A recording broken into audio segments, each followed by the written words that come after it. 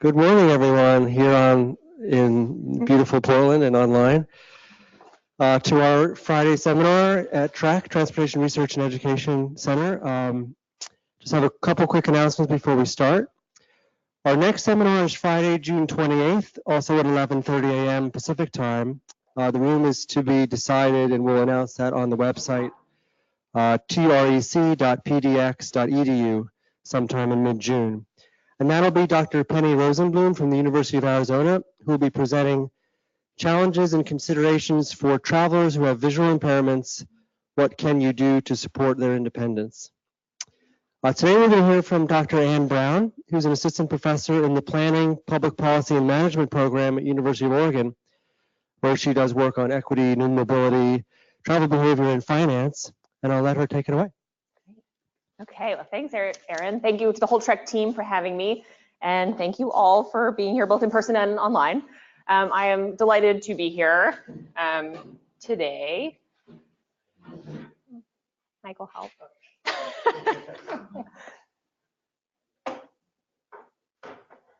So I'm going to be speaking today, as Aaron mentioned, I'm Ann Brown. I'm assistant professor at University of Oregon, and I am listening over here. Let's try that again. Okay, much better. So I'm here to present today on ride-hailing and equity and lessons for new mobility. So I'm focusing today really on research I've done about ride-hailing services, so Uber and Lyft, and then also taxis, and how do they compare. And I won't be touching on scooters or e-bikes or bike share, but I think the lessons from ride-hail hold for whatever new technology comes our way. So the way I've been approaching this research is really thinking about technology and whatever new modes it enables as a tool, and then challenging policymakers and planners to think about how do we use those tools to make our cities more equitable and more equitable mobility specifically. So today, like I mentioned, I'm going to be talking about taxis and ride-hail. This is research that I wrapped up about a year ago, and I'm excited to share it with hopefully a new audience. The research I'm presenting today is specific to Los Angeles. I'll talk more about the context of LA if you aren't as familiar with that sunny region. But in a nutshell, in case you have to bow out, what I find is that Lyft specifically, so not Uber, I do not have Uber data, but Lyft extends ride-hail access to nearly every neighborhood in Los Angeles. So regardless of density, regardless of race, ethnicity, characteristics of neighborhoods, it's really remarkable the geographic extent of these services. However, Lyft is used, of course, more heavily in some places, specifically in areas with less personal car ownership. So it suggests that these new modes and these new technologies are providing, essentially filling a gap in transportation that people had before. So there's essentially latent demand for car access being filled by new services. So instead of owning a car, people are now buying one car trip at a time.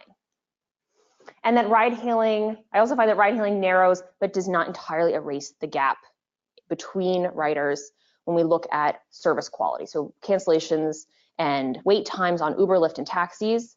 Ride-hailing narrows the gap that I find on taxis, but it doesn't entirely erase it. Again, this gets back to the point of technology is a tool, but it is only a tool. It's not going to create a whole clean slate for us. And instead, that's what we need policymakers and planners for, to ensure that that technology is used to actually ensure and achieve equity, rather than, again, assuming that everything will be rosy going forward. So let's dive in. So the reason I was interested in this research to begin with is my research used to focus more on transit, but I've always been interested in investigating transportation equity and recognizing the fact that in transportation, the way that our US cities are built, there's always at least an occasional need for car access. It may not be that you need it every day, but it may be that you need to get it to a job interview, need to take your child to daycare one day, you're doing some kind of complicated trip chain, so there's an occasional need for car access. In the past, that's really been met by taxis. There's other ways as well, so borrowing a car from friends or family, car share more recently, but taxis have filled the bulk of that. And what we see in taxi use historically is this bimodal distribution by income. So they're used disproportionately by very high and also very low income travelers. So basically those who often business travelers, who the expense is not an issue, or those who need to buy occasional access to a car. The problem with taxis, however, is that for decades, they've had documented discrimination. And that occurs across two different ranges. One is at the geographic level, so that's across neighborhoods. And taxis will either avoid entirely or provide much worse service to particularly low-income neighborhoods and communities of color. And this is documented all over the country. There's a couple reasons that taxis give for this. One is pure racial discrimination. The other is sometimes an economic reason. So worrying, for example, that they will not get a fare back from a neighborhood. So they'll say, well, I'm not going to drive to a neighborhood because I'll then have to essentially take a return trip without a fare. So it's not in my economic interest.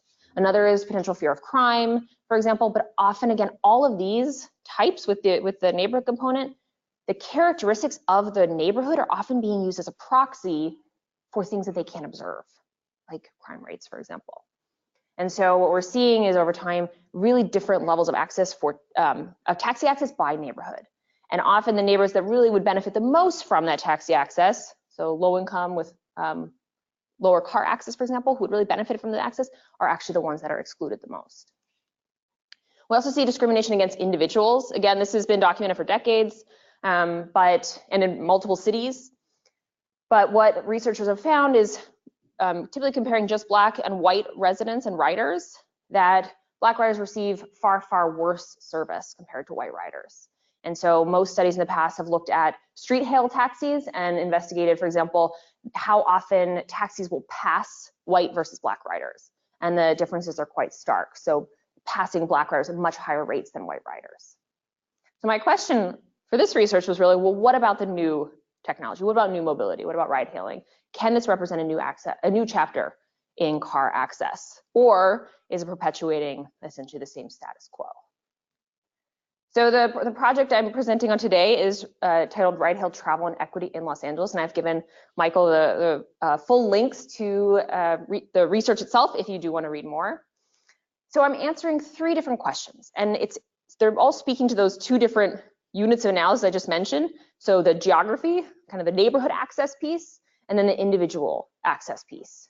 So I'm going to answer 3 questions. We'll walk through all of them together, and then the results. So my first question was, where are Lyft trips? So again, I mentioned I just had Lyft data for this study, so I can't say anything about Uber necessarily, but where are Lyft trips? And I'm interested here in, are we seeing any type of systematic differences between neighborhoods, particularly based on who lives in the neighborhood? So for example, if you have 2 equally dense neighborhoods, one is high income, one is low income, are we seeing really different levels of use? And then what are the imperatives for policymakers? The second question I asked are, what factors are associated with individual Lyft use? So this is essentially the opposite side of the same coin. So the first one is asking questions about the level of service in a neighborhood. And the second question is asking about how often are people in that neighborhood using Uber and Lyft. And these are important, or Lyft. So these are important to tease out the differences because, for example, you can imagine, say you have a hopping nightlife area, you have a lot of trips going to a neighborhood, but it might not be that the residents themselves are actually using those trips. It could be all bar goers. And so I wanted to actually be able to identify, is there a difference between travel to a neighborhood and people actually using that service in a neighborhood? And then the last question that I answered and we'll talk about today is there evidence of discrimination in ride hail and taxi industries? I'm gonna talk about these first 2 first. To answer these questions, I obtained a nice large data set of Lyft trips taken in Los Angeles County. There's 6.3 million trips in all. It's a really rich and unique data set. It's now fall 2016, so there's been a lot more. So if you've got 3 months of, there's 3 months of data, September, October, and November 2016. If you got September, October, November 2018, you're likely gonna have a lot more trips, but 6.3 million was plenty for me to play around with, and certainly enough to identify any kind of statistical significant patterns. So each of these trips, again, I mentioned, is a really rich data set. Every single trip record had an origin, destination at the census tract level of trips, had how much the trip cost, how long, what the distance was, the day of the week, and if it was on a Lyft line, now Lyft shared or not. So was it a shared trip? So to give you some context, for those of you who don't know LA County, it is enormous. It's about 10 times the size of the Portland metro area. It's about 4,500, 4,300 square miles. And the really interesting thing about LA is, we all stereotype it, I think, as this really sprawling, suburban region essentially, but it's actually, depending on the geography you look at, it's one of the densest regions and densest cities in the country. And the nice thing for comparability of other places is it has essentially all environments because it is so big. So it has your dense urban, it has suburban, even has rural. So I want to provide this map. This is residents in LA County. Every dot here is 500 residents. And so what I want you to notice mostly is that in the center, kind of the southern part of the county is really the concentration of LA residents. They are spread throughout the county, but in general, the north tends to be more rural. There's more agricultural land. And of course, you'll see that there's these large national forests also bisecting the county. So my first question again was, where are Lyft trips? And I think actually the easiest way to answer that question is to say, where weren't Lyft trips? Because the only places they weren't were these dark, dark gray patches. So Lyft in this 3-month period served neighborhoods home to 99.8% of residents. The only places, again, they aren't are here, and then also Catalina Island, which isn't pictured on this map. But there aren't cars allowed on Catalina Island, just golf carts. So of course, Lyft is not serving this area. I don't think they have Lyft golf carts yet. And these areas that you're seeing are more protected land, they're recreational land, agricultural land. There's not many people, again, 0.2% of the population lives in these areas. So it's pretty remarkable the spread of this service. Certainly suggests to planners that should be planning for just these services just in dense urban areas, but really across a variety of densities and environments. So where are trips? I showed you where they weren't. This map shows where trips are. So every dot here represents 500 trips. I will note that if you see the little inset map in the corner, it doesn't look like there's any trips. There's just not that many. So that's Lancaster and Palmdale, which are much less dense than the rest of the county. So in general, you'll notice that trips are, again, basically ubiquitous. They're all over, but there is a higher concentration in the center area, centered around downtown Los Angeles and the surrounding area. You might be thinking, well, does this just reflect density? Does this just reflect where jobs and people are? Somewhat. This map shows per capita Lyft use. So this is one trip per every job plus resident in a census tract. So it counts for essentially where jobs are and where people live in the county. And so again, you'll see there's still trips all over, but they're much more concentrated in that essentially core of Los Angeles, spreading northwest, west, southwest, and then there's also a cluster around Long Beach. So I'm going to present some results about what is associated with where Lyft trips and how many Lyft trips are serving neighborhoods. And it's just so you know, it is basically entirely consistent between the total number of trips and the number of trips per capita.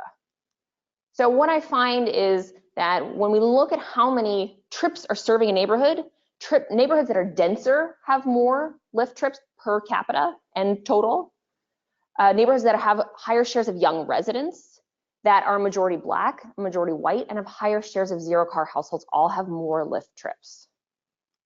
On the flip side, neighborhoods that are majority Asian or majority Hispanic have fewer Lyft trips per capita. So we need to hold on to this just for a minute in your mind, because I'm going to talk next about who uses Lyft trips, and the results are remarkably similar, and so I want to talk about it all at once. So switching gears a little bit. So I just talked about where trips are at the neighborhood level and what neighborhood service looks like. Now I want to talk about individuals. So there's about 500,000 residents that use Lyft during this 3-month period, and these are how they used Lyft. Before I talk about where they are, I want to talk really quickly about use in general. So often I think we hear this story of ride-hail services are taking over everything, everyone's going to ride them and abandon all other modes. Unlikely. So based on these 6.3 million trips and 500,000 riders, most people use Lyft very, very infrequently. About 2/3 were using it once a month or less. There are some, about a little less than 10%, who are using Lyft quite frequently, about 3 times a week or more. Those, again, are a really small subset that are making actually a bulk of the Lyft trips, but they're a really small share of users. Here's a map showing where Lyft users are. Again, spread throughout. Every dot here is 20 users. You can see you can't see density on this map necessarily, but given the spread of LA County, it's showing basically they're in dense urban areas, they're in suburban areas, they're even in rural areas. Users, again, are basically everywhere. The frequency at which they use Lyft is a little different. So this map shows frequent users, these are those in the top 25%. They're making about 3 trips a month, roughly. But again, you can see they're a little more concentrated in that central area core of the county, but there's still frequent users who live across the county. Again, what's associated with this? What neighborhood characteristics are associated with Lyft use by people? It's pretty similar to the trips. So people who live in dense neighborhoods take more trips per person. People who live in low income, majority Black and majority white neighborhoods take more trips per person. And then especially, so these are bolded, they're the most important associations. Most importantly, people who live in neighborhoods with higher shares of young adults and higher shares of zero-car households take more trips per person. On the flip side, I find that people who live in higher income neighborhoods are taking fewer trips per person, as well as people living in majority Asian and majority Hispanic neighborhoods. So I want to highlight these, again, just really quickly, some of the implications. We'll come back to implications again at the end. But one thing I really want to emphasize is a lot of what we see with ride hail data is survey data, and often ask people, have you used these services? And there's a really interesting distinction between people who live in high income and low income neighborhoods in these data. So these data basically show that a higher share of people living in high income neighborhoods have used Lyft at least once. So if, for example, if they answer a question, have you used Lyft? A higher share say yes, and that's consistent with the survey data. But what I'm finding in this research is even controlling for the built environment, people living in low-income neighborhoods are using it more frequently. So this is largely tied, even controlling for zero-car households in the neighborhood, but zero-car households is also the most important of all of these characteristics. So basically saying Lyft appears to be providing essentially this car access to those who may not have it, but through ownership. The majority Asian and majority Hispanic piece, so fewer trips in these areas, could be related to a few things. I'm going to come back to some of the technology access, but when we look at national level data or even California level data on smartphone ownership and banking status, that's potentially what's going on here. So there's lower smartphone adoption and banking, checking accounts, credit cards, et cetera, among Asian Hispanic communities or households. Another possibility is more carpooling, for example. So it could be households are actually just more efficient in using the cars that they have in their households, but definitely more research. As any good research will say, we need more research to understand what's happening exactly in these areas. Okay. So I'm moving away from the Lyft side and the geography side and asking now about, is there evidence of discrimination in ride hail and taxi services? So I'm totally shifting gears, a different side of equity. Looked at the neighborhood side, now I want to look at the individual and using an entirely different data set. So to answer this question, I conducted an audit study. So I sent about 18 UCLA undergrads and graduate students into the field, and for about 3 months, they rode Uber, Lyft, and taxis within the city. And together, they completed 1,700 trips and collected a huge wealth of data on wait times, cancellation rates, and a whole host of other things. So let me tell you a little more about that study. So audit studies are basically designed so that you can measure discrimination. They're often done in housing, for example. They've been done in transportation before as well. But the idea behind them is you send out 2 individuals or multiple individuals who are identical in all ways except for the one way you care about or the one way you want to measure. So in my case, I sent out young adults, UCLA students, all between the ages of about 20 and 30, who dressed similarly. They're all wearing, essentially, they're instructed to wear plain clothes, nothing too flashy that would make people go, you know, that person wearing, neon pink on the street corner, I've seen them before. So just things that'll blend them into the surroundings. They all had 4.5 star ratings or higher on their Uber and Lyft accounts. So they all had very, very high star ratings. And they were all standing at the same locations. So oftentimes when we hear things about how people might be experiencing different levels of, or different service qualities, say wait times, people might attribute that to the location. They might say, well, that's because this person is hailing a ride from neighborhood A versus neighborhood B. Well, in this case, they're standing in the exact same place. So any difference that we'd be observing across individuals can only be attributed to the 2 variables that people varied across. That's gender and race ethnicity. Yes, the question was, did they go to the same destination? They were going only between 2 different destinations.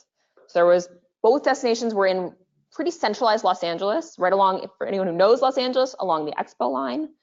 And they're about 2 miles apart, dense neighborhoods, hailing trips between 9 a.m. and 9 p.m. 7 days a week for, again, 3 months.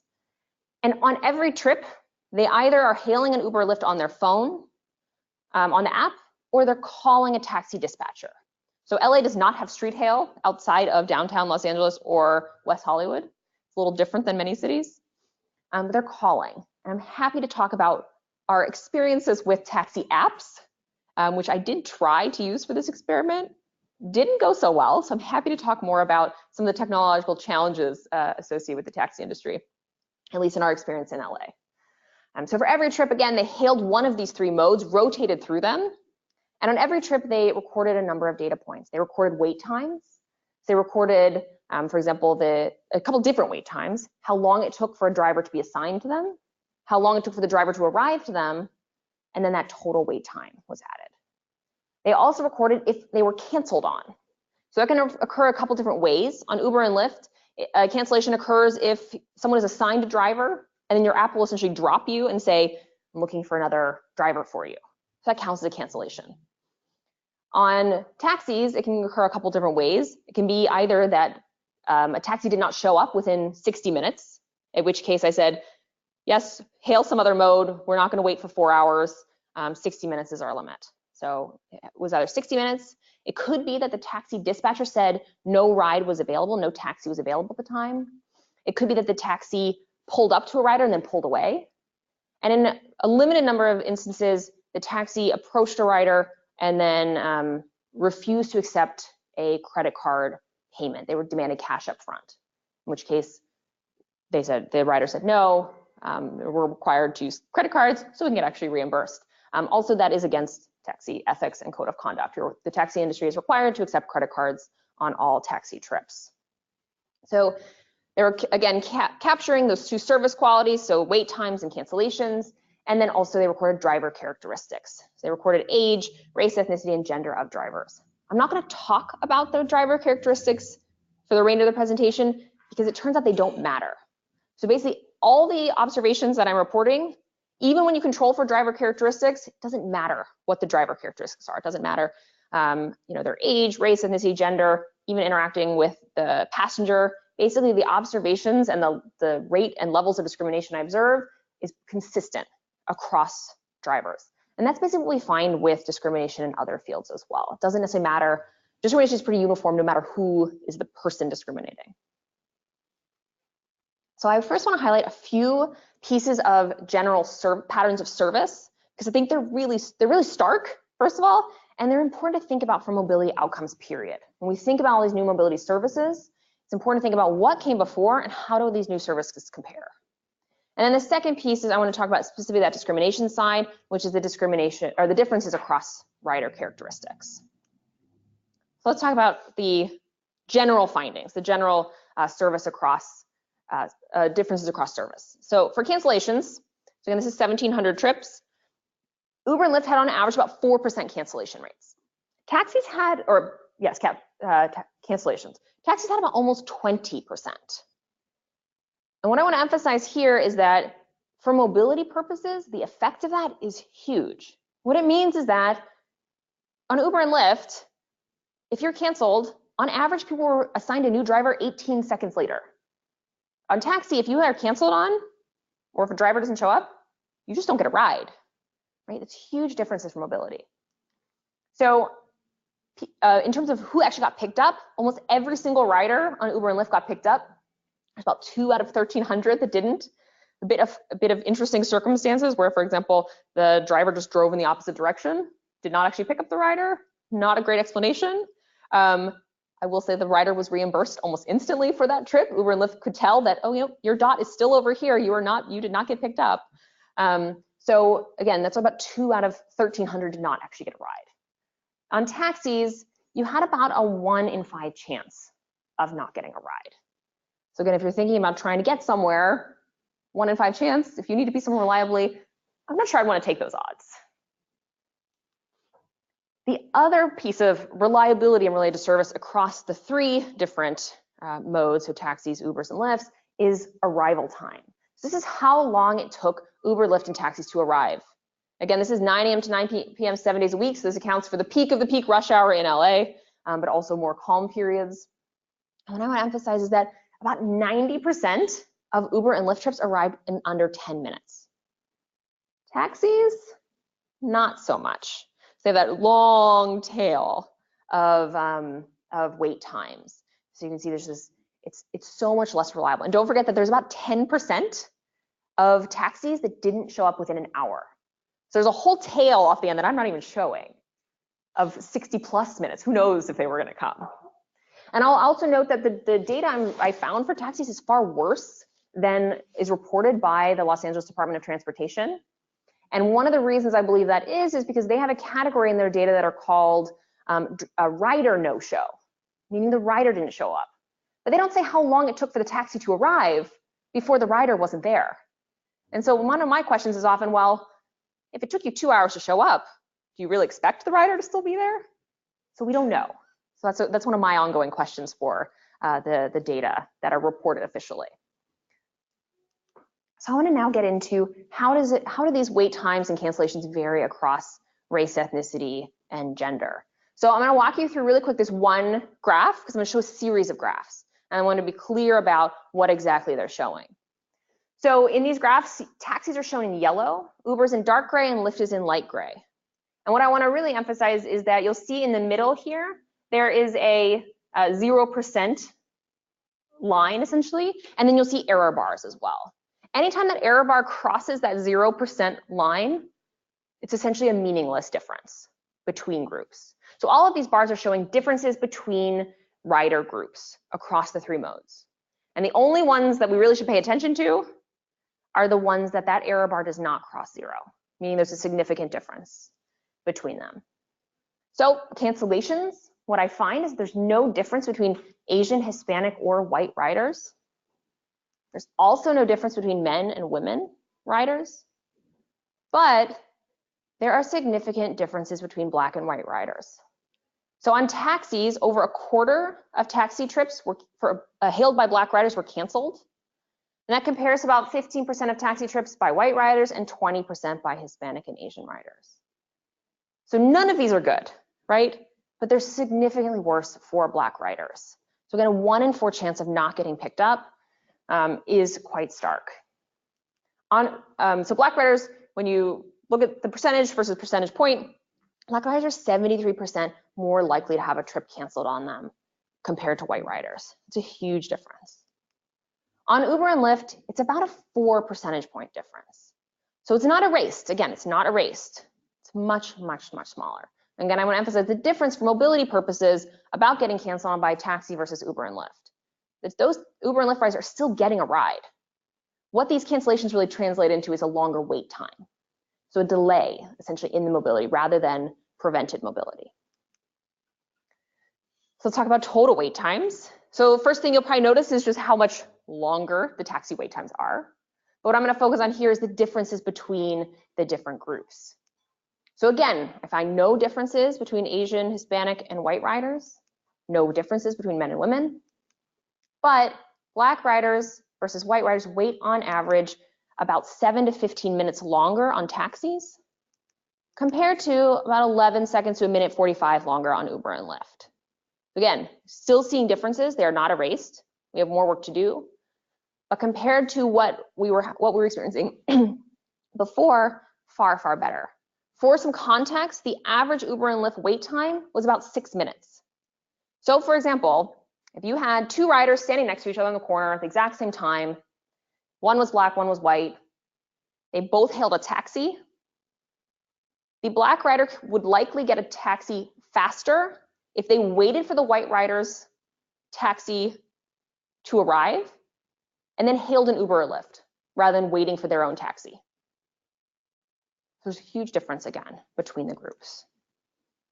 So what I want to emphasize with especially these latter findings is that technology isn't a clean slate. It doesn't mean that we're going to erase the decades and centuries of discrimination and injustices we have to date. but they are a tool. So compared to what we had previously with taxis, both thinking across space, so access across space and geography, and also at the individual level, there's big improvements. But it's not, again, it's not ameliorated entirely. So what should policymakers do? It suggests that, of course, if we want to ensure equitable outcomes, we need to make sure we have policies and plans in place. We can't assume that the technology is going to get us there. We have to make sure we are proactive. So I'm going to talk through two different types of policies, and these extend to not just ride hailing, but any really new mobility or new technology and mobility that we can't even imagine yet. So no matter what comes down the road next, these same principles will apply. So thinking about policies to ensure access, and then also policies to reduce discrimination. These are two different buckets I want to talk through. Ensuring access for all. So I mentioned briefly on the Lyft side, looking at the Lyft data, there was lower trip making in majority Asian and Hispanic neighborhoods. That combined with what we know from other travel behavior literature and use and banking and smartphone data suggests that banking and smartphone access remain a critical barrier to a lot of these new modes. And there's lessons in extending access and ensuring those aren't continued barriers from ride-hail pilots around the country and also bike share. So for ride-hail pilots, for example, Seattle is currently running a pilot with Via. And what they've done is they've connected their Orca transit card to Via. And that way, people can load cash onto the card and seamlessly use that same card for the different services. In other pilots, they haven't made that connection with the transit card. I mean, you have to have a bank account. You have to have a credit card to connect to the Via or Uber or Lyft account. And if in that case, you could automatically be excluding a pretty large share of especially transit riders who are disproportionately low income, unbanked, et cetera. So always ensuring that there's access for unbanked households. There's demonstrated ways to do that already. On the bike share side, there's some also great examples of you don't need a smartphone, for example, or you can pay in cash at different locations, and also seamlessly integrating with other services. So for example, if you are receiving SNAP benefits, you automatically get enrolled in, say, a low-income program or discounted fares. On Ridehail 2, there are mostly independent nonprofits or other companies that are running landline-based services. There's also some promising examples, such as Lyft runs a service called Lyft Concierge, and so hospitals use this sometimes, but it could be expanded to a lot of different public places like libraries, community centers, in which case you can actually call from a landline and use the service. The nice thing is too about some of the nonprofits that are run landline-based services, some of them cater specific to seniors as well. And so they can do things like programmed in destinations, provide more assistance, and actually provide someone else on the other end of the line to streamline some of that access. So there's a lot of promise here. We just aren't there yet. So I mentioned the technology is a piece, right? But there's other barriers that likely remain. One of those, for example, is there's research been done on seniors specifically, looking at why don't seniors use ride hailing as much as younger adults, for example? And some of the answer is technology, lower access to smartphones. But even when seniors have smartphones and have bank accounts, there's other reasons they may be less willing to use the services. And some of that has to do with, for example, discomfort for paying for things online, just general mistrust of these online platforms and services. So it suggests that there's other mechanisms that need to be in place, so more community outreach, working with senior populations to provide access and to ensure the access for all, just not just young adults. There's also potentially language barriers. So for example, on any new mobility that comes out, ensuring the platform is accessible in multiple languages, especially the dominant languages in an area or the more common languages. And that's of course going to vary by region, by city, but adapting a program or new mobility and the information about it to be accessible by many languages. And then also accessible vehicles. So this study did not look at all at, say, wheelchair accessible vehicles. That's a whole separate study. Traditionally, at least, paratransit and wheelchair accessible vehicles are both very expensive services and don't provide terrific service in terms of providing the freedom and flexibility that other car services provide. So being able to call one on demand, often you have to schedule them well in advance.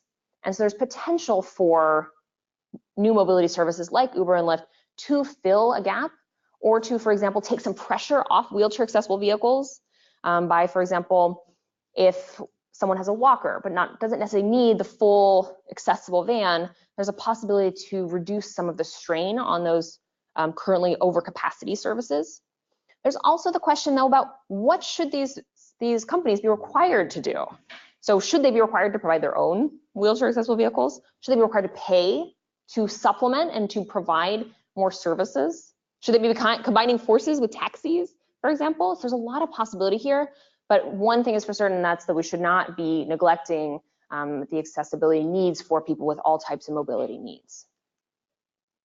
So tackling discrimination, I'm not going to touch on platform level intervention. There's certainly things the companies, private companies themselves could do, things like enforcing anti-discrimination, more tracking driver patterns, for example, changing some of the way they show information. But I want to focus more on what we as planners and policymakers can do. One is audits and enforcement. The study I did with audits, it is not, the method is not new.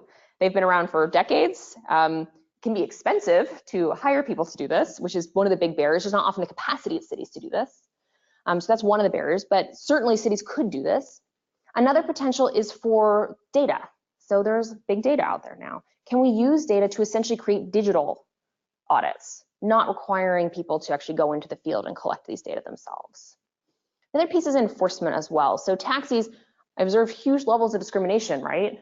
Taxis prohibit discrimination by law, but it's not being enforced necessarily. So even when it's on the books, it doesn't necessarily mean it's being followed. And so one of the other questions for cities is, how do we ensure that these anti-discrimination policies are actually being followed through on and enforced? There's also a need for metrics and data, of course. So equity first goals are really needed to deliver equity and new mobility. It's not something, again, that's going to happen just naturally and without intention. So clear metrics and then data linked to those goals are really important. So I know there's often a tendency to say, oh my gosh, this is so much fun. There's so much data out there. I want it all. I would encourage cities to really think about, what data do you need? What do you want to measure? What do you want to do? And then what data do you actually need to get there? It could be that you need different data for different questions, right? And it's likely the case. So it could be that if you're going to answer a question around a specific transit station, you need very different data than if you're looking at this question of geographic access and equity across space, across a whole city. But again, that gets back to the importance of defining the goal first and then saying, what do I need to make sure that I can measure if I'm achieving this goal, and what data do I need to do so? The other piece to think about is equity isn't at one level, right? It transcends all levels and lenses. But thinking about and collecting data at both the neighborhood and individual level. So there can be discrimination, as we've seen in taxis, at neighborhood levels, at individual levels.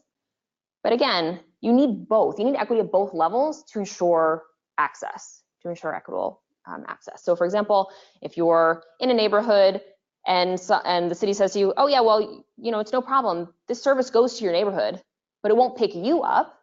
That's not much consolation, right? So you need both. The other question is data for users and non-users. So often when we're looking at data, we only have data of users. We're not often considering who isn't using these services, whose voices aren't being captured, who isn't in the picture. And so one of the challenges for cities is to think about, why aren't people using these services? What are the barriers? How can we identify these and actually put in proactive policies to bring all people on board? And with that, I'm going to wrap up, and I'm looking forward to questions. Thank you so much.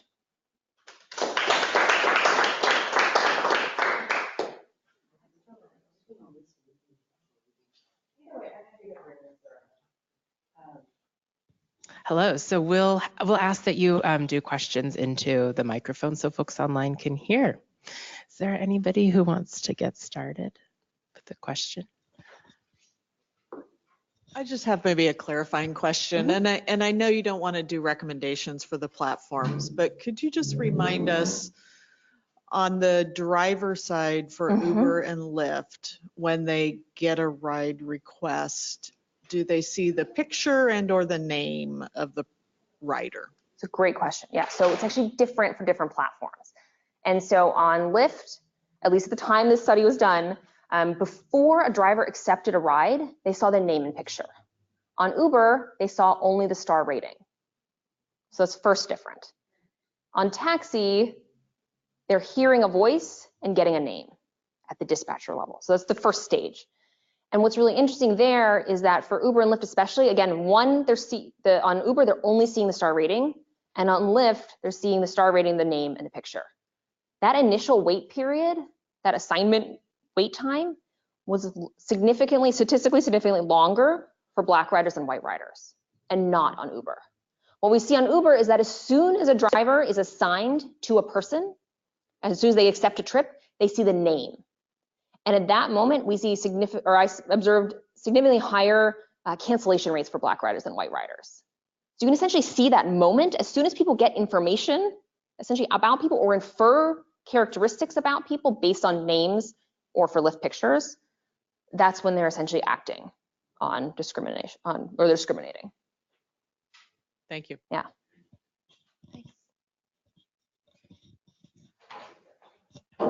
I just want to follow up with a question about that.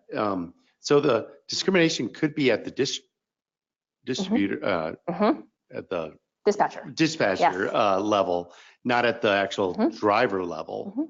But I'm also interested, you said that, I guess, two things. One, the demographics of the driver did not make any difference. Correct. So the discrimination is across all different types of drivers against, more likely against Black riders. Correct. That's interesting. And then I guess finally, can you reiterate the location of your studies? Was it only one location you had pickups, or were they throughout the whole city? Because I often, the example in like New York City or some other places that, oh, if you called a taxi and you were in certain areas, the taxis wouldn't go there. Or if you got into a cab and said, oh, I need to go to this location, they would say, I'm not going there, get out. Exactly. So ask you a question about that. So on the location side, and I'll get back to the driver side because I actually presented this information to the LA Taxi Cab Commission. There were a lot of taxi drivers there who were not a fan of me in general, but I'll talk a little bit about what they said in response, which I think is really interesting and illuminating. But on the location side, so there were only 2 locations. So basically people are picking up and dropping off just between those 2. So they pick up at location A, drop off at location B, pick up from location B, go to location A, back and forth. So essentially I'm controlling for the built environment and the neighborhood. Yeah. And then on the driver side, so you're absolutely right. There was no difference essentially in the discrimination across, depending on whatever the characteristics of the driver were. And again, that's consistent with discrimination literature more broadly. So when I presented this to the LA Taxi Cab Commission, there were a lot of taxi drivers there. And one of the things that I heard repeatedly from taxi drivers of all, not all taxi drivers were in the room, but of all different races and ages as well, was that they didn't discriminate. No one they knew discriminated, but they didn't pick up Black riders because they were less likely to pay their fare.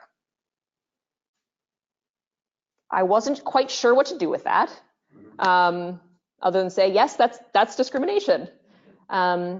And so, again, I was hearing this from all drivers essentially, which was a really interesting to hear in person.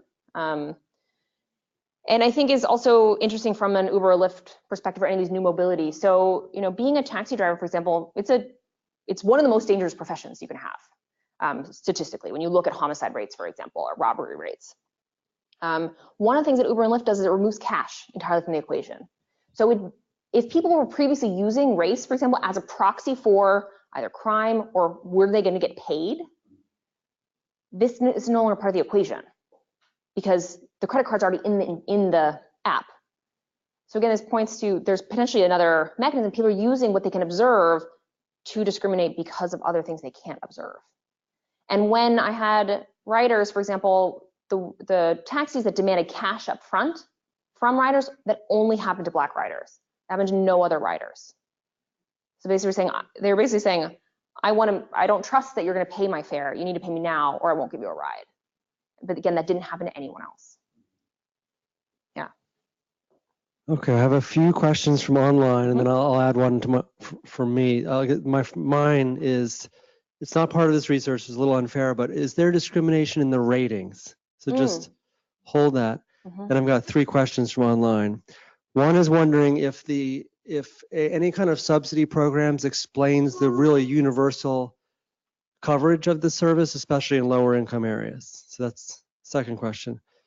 Third is, was there a difference in the demographics of drivers between the different services, even though it didn't explain any?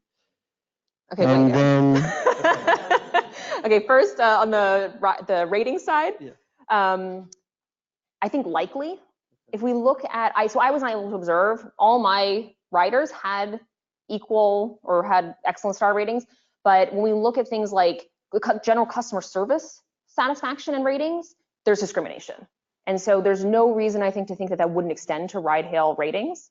And there's actually a lawsuit, I don't know exactly where it is in the legal system now, but there's a lawsuit in Boston specifically alleging that there's discrimination in the ride-hail ratings, which is hugely problematic from both getting a ride, right, potentially getting kicked off a platform for potentially no reason, or drivers not being able to get, passengers don't want to take rides because they have lower ratings, for example, which again just could be based on discrimination.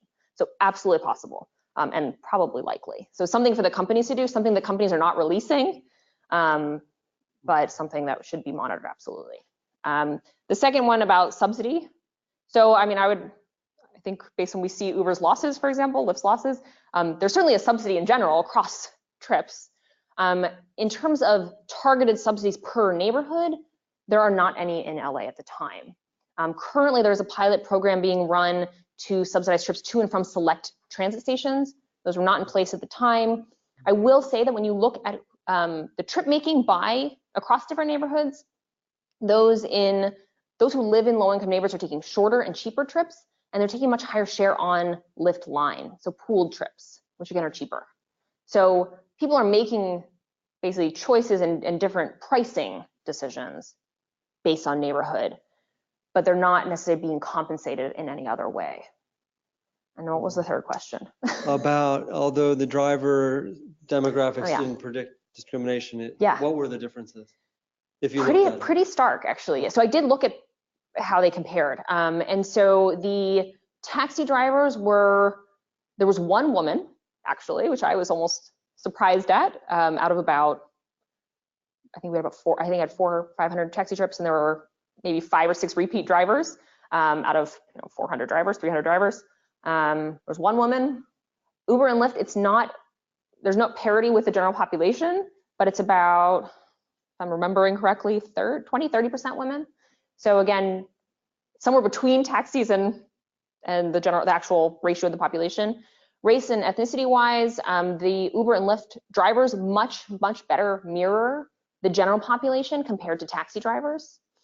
Taxi drivers, this is not recording race ethnicity, but all the riders wrote notes as well in terms of observations about taxi drivers, were more heavily immigrants, older immigrants. And also on the age side, the taxi drivers are generally much older than the Uber or Lyft drivers. Okay, and then one last one is, and I think it's implying a relationship, but they're wondering if there's a difference in the supply of taxis versus, and that could explain the delay, but it might not explain discrimination. Exactly. But maybe describe that difference in supply. Sure. That's absolutely right. So taxis have a much lower supply than Uber and Lyft. And Uber and Lyft, in this case Lyft, or I guess Uber and Lyft for both studies, it's hard to know exactly how many cars are on the road at any given time, right? Uber and Lyft know that, but I don't know that, especially for this study. But what is known is how many taxis are actually licensed. So LA and most cities cap the number of taxis that are allowed to operate in cities. LA, it's about 2,000 or so across the whole county. It's much lower than Uber and Lyft. And it's interesting too, because that hasn't grown really over time.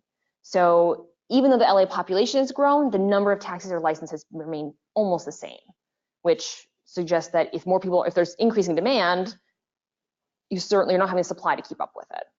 So, but to your point, Aaron, you're absolutely right. It would certainly explain potentially that longer wait time period, but what it doesn't explain is the differences between people. What we'd expect if there's no discrimination is we just see longer wait times for taxis, but uniformly, no matter the race, ethnicity, gender, et cetera.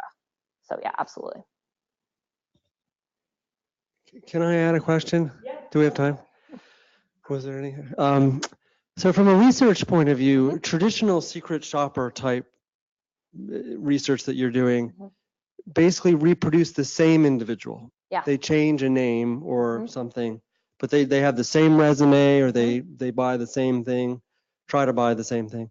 But you can't set up mock Uber and Lyft profiles. So describe how you decided, how you chose these students, and the challenge in getting really uniform, because there's discrimination based on name. How do you get, describe that? So other studies, there's a study from Seattle and Boston. They did actually change the name of individuals. They sent, essentially, if I went out in the field, I would have 2 different names.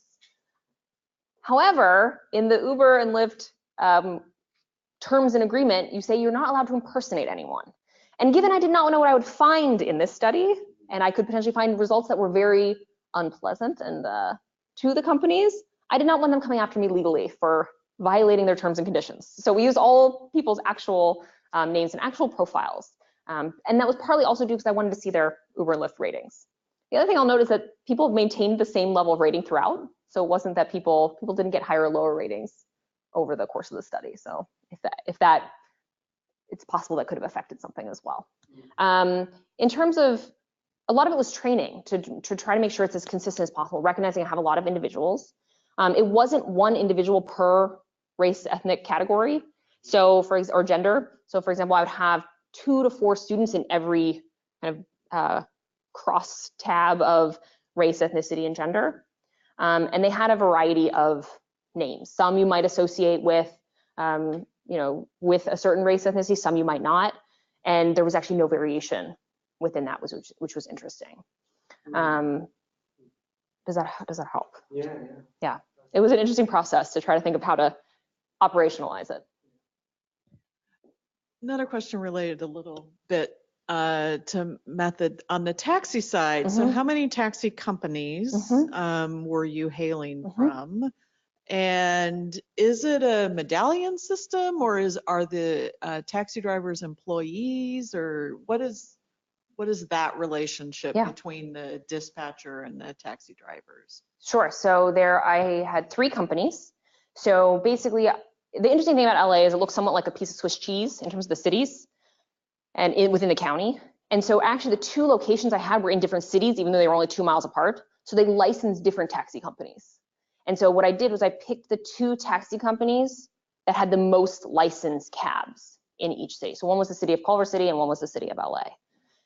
So they both had LA Yellow Cab, one had United Cab, one had United Cab, and one had United Independent Cab. So those are the 3 companies. And in terms of the relationship between the driver and the dispatcher, there are a limited number of essentially permits or semi-medallions, but they're issued to the company. And then the drivers are essentially employed by the company. And it was interesting, actually, often we think of these taxis in these silos because they are these independently operated companies, but a number of times the dispatcher would actually say to a rider, hey, I don't have any taxis available right now. Let me call the other company. And they'd actually refer. So it was really interesting, even though that I think we think of them as totally separate, they actually, in a way, operate together sometimes. Thank you. We have a question from Lily. So I know that since you were conducting this research from a university, you probably had an abundance of students to assist with this. Did you have any plans for expanding this to include secret shoppers that were of different ages? Because I do know that there's also the potential of age discrimination as well. Absolutely. I think that's a great question about, is there age discrimination? So my goal with this research was just to focus on race, ethnicity, and gender. And what I wanted to avoid was too many differences between the riders so that I couldn't really identify, was it race, was it ethnicity, was it gender, was it age, which one accounted for those differences. So if I were to look at age discrimination, what I would do is, if I replicated the study to look at specifically age, I would hire people in a spectrum of ages, but likely just white or just black within the same race, essentially. Because that way I'm essentially controlling for race and just looking at the age piece. But yeah, great question. Great, thank you. I just wanted to share that those links that you mentioned went out in the chat box. If you're tuning in online, it also went out in the pre-webinar email, and you'll also get them in the post-webinar email. So lots of options to get those links. And with that, any other? Yes. So on June 28th, Dr. Penny Rosenblum will be here from University of Arizona presenting challenges and considerations for travelers who have visual impairments.